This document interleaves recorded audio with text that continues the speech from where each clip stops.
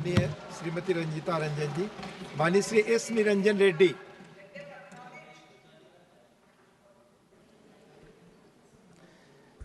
Thank you, Deputy Chairman, sir.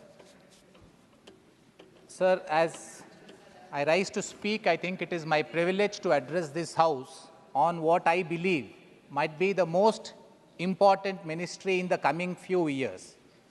Sir, first, from a point of complimenting the government on what they have done right, sir, I commend the government for increasing the allocation from 7,623 crores of last year to 18,852 crores this year. Sir, this is a jump of 147.29% in terms of the actuals of the final figures of revised figures of last year. So this amount seems large. 18,000 crores from 7,600 crores seems like a large jump. But as Honorable Member Ranjan ji has mentioned, sir, the total investments India would need for the purpose of achieving the nationally determined contribution of reaching the targets in 2030, sir, is estimated to be 30 lakh crores. Sir, we have 6 years left and we need 30 lakh crores for achieving this nationally determined contribution of 2030 to which India has pledged. Sir, this money cannot come from government alone, sir. World over, in terms of green climate finance, sir, it is accepted that government acts as a facilitator. It has to ensure that private green finance comes in for the purpose of achieving these objects. Sir, when we look at the large amounts that are needed, 30 lakh crores till 2030, and sir, if India wants to stay on its target of achieving net zero by 2070, sir, Niti Aayog has stated that India would need an investment of 10 trillion US dollars. Sir, a majority of this, almost 90% of this needs to come from private sector. They would need to come and invest, sir, in green energy sector. Government needs to play a facilitator. Sir, the budget speech, sir, commendably speaks about increased focus on pumped storage and nuclear energy, but these are small steps. So these are going to be big help in terms of achieving our targets. So I think the government's focus may need to be on ensuring that the necessary the climate is created, the ecosystem is created for more people on the private side to come and make investments. So this would happen if the tariffs are reasonable, if the amounts are paid on time. So this is where I feel, sir, since we are speaking in the Council of States, it may not be the only responsibility of union government. I think all the states who we represent here have to go hand in hand with the central government for ensuring that we give that confidence to private people who would come and invest in green finance. Because if we have to get there, then, sir, the private finance would come in only when it feels that the atmosphere is secure for it to come and make investments. It would have certain returns in terms of the investments made by it. Sir, I would then move on to the next issue of the projected digital guzzling of energy. Sir, artificial intelligence, the modern data centers that are needed to support these artificial intelligence centers need lot of energy, sir. So while it would be advisable that we insist on green data centers, it is going to be too expensive. It would mean that people would be loath to come and make investments in India in the emerging technologies because power is going to be then unviable. So India would have to walk, sir, a delicate path where it may need to nudge most of these modern digital power consuming agencies towards green energy consumption. Sir, we have a frame that we have created, sir, under the Energy Conservation Act. In the Energy Conservation Act, sir, there is a provision which says that it can be made mandatory that a particular percentage of power may need to be procured from green energy sources. Sir, I would request the Honorable Minister through you, sir, to look at these digital data centers which are using a lot of power as a separate category. They need to be given certain milestones under the Energy Conservation Act, possibly for ensuring that they start incrementally increasing the procurement of their power requirement from the green energy sources, so it does not become unviable. The innovation does not stop. India does not cease to be an investment-friendly destination in terms of this emerging technology. But, sir, we need to balance it out with this huge power consumption that is going to come in the wake of this digital transformation.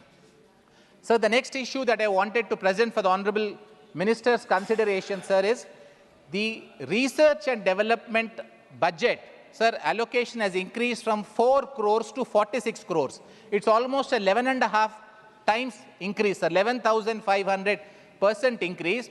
But, sir, in actual terms, it is still less than 0.5% of the ministry's overall budget. Sir, the green energy sources that we are using today, the old, the photovoltaic cells, the silicon, the traditional silicon, sir, because of artificial intelligence, sir, there is a transformation that is happening on the technology side. So new emerging technologies like black silicon, instead of having, sir, the hardboard kind of energy capturing, sir, the panels, we now have thinner filaments that are coming in. So if the government were to focus, sir, on research and development, possibly for the same amount that we are spending, in terms of the technological breakthroughs that are expected in the next 2 or 3 years, so the requirement of our funding may come down drastically. Sir, what India has achieved in terms of the digital phones, where we skipped one generation and moved directly to the mobile technology, we may be able to save a lot of money, sir, if we are able to look at these modern technologies that are emerging. India possibly may need to take a part in this research and development. Sir, so while I appreciate the government for increasing this allocation from 4 crores to 46 crores, sir, it is still very trivial when compared to the overall outlay and the requirements that we will have. Sir, then, in terms of what can be done very quickly for the purpose of increasing, sir, India's procurement from green energy, sir, maybe the government may have to look at biofuel and biogas more intently. Sir, while we have a national bioenergy program, the advantage, sir, with the bioenergy is that it can be localized, it can be smart, and it can be done by involving the local bodies and the state government. Sir, as I said, the task is too huge for just the union government to achieve this singularly. It will need all stakeholders to come together. And, sir, I'm imploring that the government may consider involving the lowest level of governance of panchayats through the state governments also, where it is possible, sir, in terms of this biofuel and biogas related focus. Sir, one of the things the government could also look at, sir, is when it is offering a minimum support price for rice and wheat, it could consider, sir, offering an incentivized minimum support price in relation to anything that would contribute to biofuel. Sir, if farmers know that instead of cultivating paddy or rice, if they can cultivate biofuel, which will give them a comparable revenue or return, sir, that might result in a larger harnessing of biofuel, which may be used for India's benefit, sir. Sir, the next point I have in terms of consideration, sir, is that we need to step up efforts for smart management. Sir, we have a smart grid policy of 2015. Sir, we are also using AI solutions. This was the answer given by the Ministry of Power to one of my questions on 22nd July, sir, in this house. Sir, I am only saying that since there is going to be a greater outlay and India would not be able to match the huge amounts that are required for achieving the targets, we may have to be smart in how we use these amounts that are spent. Sir, maybe we may need to use this for using a larger part of the allocations for smart management. Sir, again conclude, sir, by saying that this is possibly the most important ministry in the next few years. Sir, I would say, as we are speaking in a council of states, that it is for all the state governments along with the central government to look at this with singular focus. I don't think we as states can think that it is the union's responsibility and union will do something. We as states also, sir, need to come forward and work in tandem with the central government. Sir, I hope all of us work seriously for achieving this, because this is going to be a huge factor, sir, in several things, including, sir, in terms of global warming, in terms of our energy requirement. And I thank you, sir, for granting me this opportunity for addressing the House. Thank you, Honorable Shri Niranjan Reddy ji. Now, Honorable Dr.